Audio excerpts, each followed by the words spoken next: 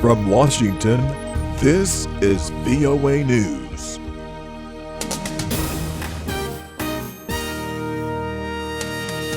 I'm Michael Brown reporting. The chief of the U.S. Central Intelligence Agency says the triple suicide bombing at the Istanbul airport this week has the hallmarks of the Islamic State. John Brennan warns the terror group may try the same thing in the U.S. I would be surprised that ISIL is not considering carrying out these attacks in the near abroad as well as the far abroad. And the United States, as we well know, is leading the coalition to try to destroy as much of this poison inside of Syria and Iraq as possible. So it would be surprising to me that ISIL is not trying to hit us, both in the region as well as in our homeland. Meantime, Turkey's prime minister already blaming the Islamic State group for the deadly blast that killed 42 people and injured more than 200 others. Dorian Jones has more on the story. Flags across Turkey were at half-staff Wednesday as the country observed a day of mourning in the wake of Tuesday's triple suicide bombing attack at Istanbul's Ataturk International Airport. Within hours of the bombings, Ataturk Airport was reopened. Turkish security forces are now racing to identify the suicide bombers. The attackers appeared well organized and coordinated. Prime Minister Bin Ali Yildirim, speaking hours after the attack, pointed the finger at Islamic State.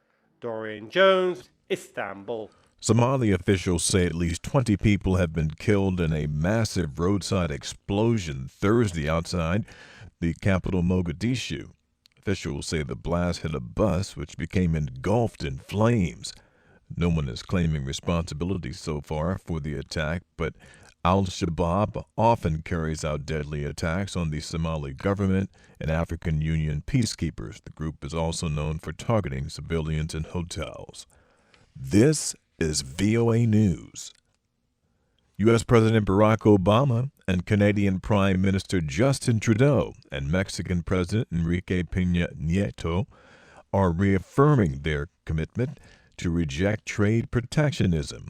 The leaders met at the North American Leaders Summit in Ottawa on Wednesday. The politics of trade are always difficult in every country. I don't know any country where there aren't going to be some folks who argue against trade.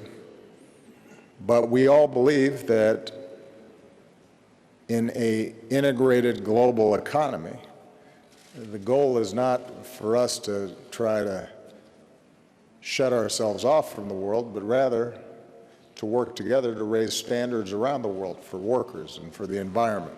U.S. President Barack Obama, the United States, Canada, and Mexico account for almost 27% of the world's economic output. Controversial Rodrigo Duterte was officially sworn in as the 16th president of the Philippines Thursday in a low-key inauguration in the capital. Duterte has pledged to crack down on crooks in and out of government. There are many amongst us who advance the assessment that the problems that bedevil our country today, which need to be addressed with urgency, are corruption, both in the high and low echelons of government, criminality in the streets, and the rampant sale of illegal drugs in all strata of Philippine society. Duterte, a 71-year-old former prosecutor, was elected in May to serve a 6-year term in his first role in national politics. Fire erupted in a ground-floor pharmacy in Mumbai, India, Thursday morning, killing at least 8 people and seriously injuring at least one other person.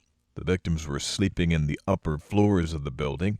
Authorities have not given a cause for the fire, though multiple reports cite suspicions that a cooking gas cylinder in the store exploded. The Hague-based Permanent Court of Arbitration says it will rule next month on a case by the Philippines against China's claim over the South China Sea. China has refused to participate in any hearings and says it will not comply with any decision by the tribunal. 6 governments have conflicting territorial claims in the South China Sea: China, Vietnam, the Philippines, Taiwan, Malaysia, and Brunei.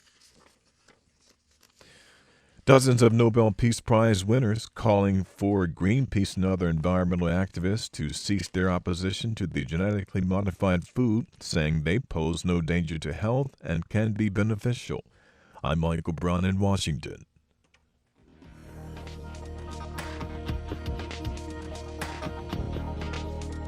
That's the latest world news from VOA.